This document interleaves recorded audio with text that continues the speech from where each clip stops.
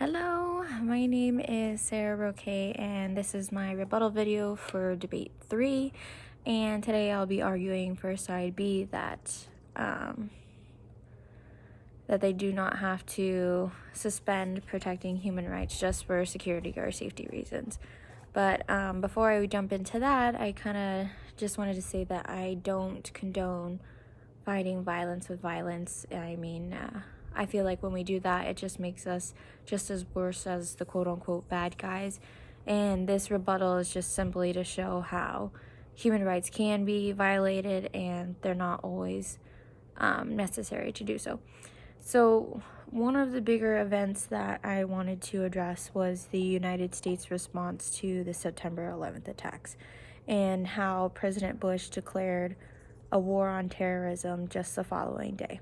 So while the United States gained a bunch of sympathy and support from around the world because of this, it just seemed to overshadow, the very Constitution that we swear on every single day. So in the Bill of Rights, and this is just a snippet of it, but it protects our freedom of speech, our freedom to practice any religion that we want to. It prohibits the use of cruel and unusual behavior, and it also, this is important, it also lessens the government's power on basic human rights. So all of these have been controversially challenged following this event.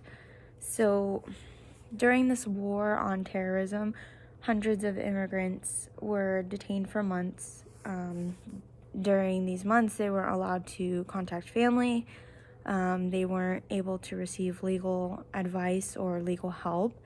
These detainees also were not presented a fair trial, and this all kind of ties back to the Bill of Rights. So these basic rights are protected for us, but for some reason they can be broken for others.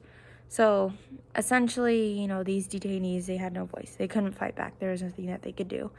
To add more to that, the United States passed the Patriot Act, which also restricted human rights even more. So although this Patriot Act was beneficial for the United States, it disregarded, international boundaries.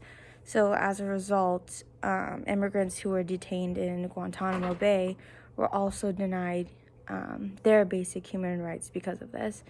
So the places that they were living, they just were not, the places that they were detained were just not livable. A lot of them suffered from torture as well. So all of these human rights violations just seem justifiable, just simply to combat terrorism. So denying someone their rights or even torturing them doesn't seem like the right step in a direction that ensures safety to a state. Personally, if I was being denied my rights or I was being tortured, I'd become probably more angry, and I would try to retaliate in a, different, possibly more violent way. If we, suspend basic human rights in an effort to boost security and safety, I feel like it's kind of like a step backwards. We fought for these rights, and these laws have been put in place so they're not violated. If we suspend them, then it's kind of falling back on our word and all of the hard work that we put into this. So, to take a step even farther to violate someone else's rights, especially those who don't have protection just like us, it just seems very hypocritical. And at this point, it's very counterintuitive because, the United States is still at war and fighting the same fight. So, thank you.